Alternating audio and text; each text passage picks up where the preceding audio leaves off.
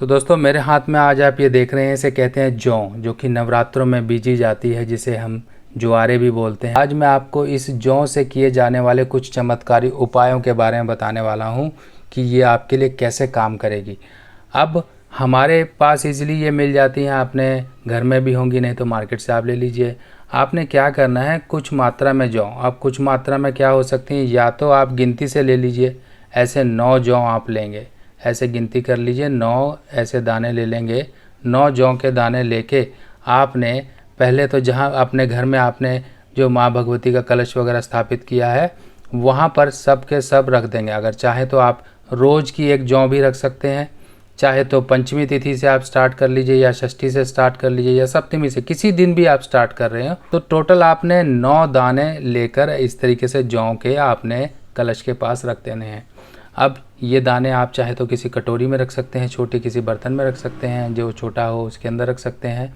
और रोज़ आपने माँ भगवती का पूजन किया, इस तरीके से पूजन करके जब आपने आपका नवमी पूर्ण हो गई, सब कुछ हो गया, तो इन जौ के दानों को आपने संभाल के रख लेना है। इन जौ के दानों को या तो आप चांदी की डिबिया में ऐसे संभाल के रख लीजिए। ये देखिए चांदी की डिबिया है, ये चांदी की डिबिया आपको मार्केट से ऐसे मिल जाएगी नॉर्मल।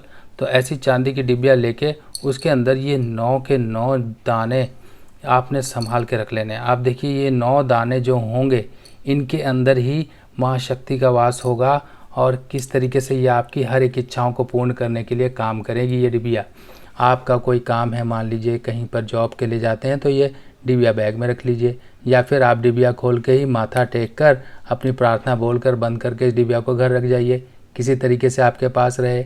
आपको मान लीजिए बच्चा कोई डरता है, बच्चा रात को परेशान रहता है, तो ये डिबिया उसके सिरहाने रखिए, ठीक है।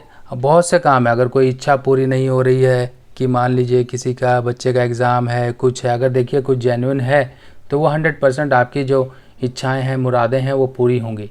और इसके साथ साथ ये जो जौ हैं आपकी 1 वर्ष तक आपके साथ रहेंगी, और जब अगला वर्ष आएगा तब इस तरीके से आप दोबारा से जौ रख लीजिए। आपके घर में रहेंगी तो एक घर में प्रोटेक्शन का माहौल रहेगा, आपके घर में पॉजिटिविटी रहेगी, जो नकारात्मक ऊर्जा है उससे आपका बचाव होता रहेगा, आप परेशानियों से दूर रहेंगे। घर की जो किसी तरीके से लोग कि कहीं पर कोई जादू टोना तंत्र मंत्र इस तरह की चीज़ें करते हैं तो वो नहीं होगी। अगर मान लीजिए कोई बीमार रहता है और बहुत ज़्यादा बीमारी है, तो तरीका उसके लिए सिंपल है, वो भी जौ का है। अब देखिए जौ आपने ले लेनी है, मान लीजिए किसी का बुखार नहीं उतर रहा है ऐसे समय में, वो लंबे समय से बीमार है, या फिर बुखार चढ़ गया, बुखार नहीं उतर रहा, दवाई लेता है। देखिए बीमारी एक नॉर्मल होती है, मान लीजिए किसी को वायरल है, वायरल में क्या है, बुखार उतरता नहीं है, दवाई 3 दिन 4 दिन 5 दिन, अगर ज़्यादा हो रहा है, आपको लग रहा है कि बुखार नहीं उतर रहा है, या फिर बुखार किसी कारण से भी चढ़ गया, उतर नहीं रहा है, तो सिंपल आपने क्या करना, थोड़ी सी जौ लेनी है। थोड़ी सी जौ यानी कि इतनी ले लीजिए, आधा, ये देखिए आधा अंजलि करीब ले लीजिए, और लेकर आपने लेना है गुड़, थोड़ा सा गुड़ ले लीजिए। गुड़ लेकर आपने क्या करना है, एक लाल कपड़े में इन दोनों चीज़ों को बांध लीजिए। ऐसी आप 4 पोटलियाँ बना लीजिए, 4 पोटलियाँ बना लीजिए। 4 पोटलियाँ बना के रोगी के सिरहाने रखिए, रात को रखिए, और अगले दिन शाम के समय माँ भगवती का ध्यान करते हुए ये पोटली कहीं पर भी धर्म स्थान में, या कहीं पर भी जहाँ लोग पूजा पाठ करते हैं, मंदिर या कुछ भी आपके आसपास है, तो वहाँ पे जाके चढ़ा के आइए। रोज़ 4 दिन कंटिन्यूस करना है। इतना करने मात्र से ही हो सकता है कि पहले दिन से ही आपको असर दिख जाए।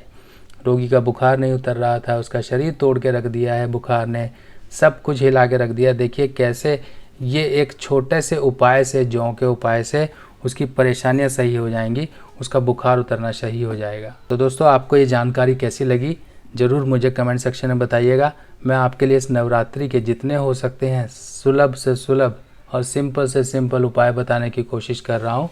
बाकी और जानकारियों के साथ फिर मिलेंगे, तब तक के लिए अपने सुभाष भाई को आज्ञा दीजिए। नमस्कार।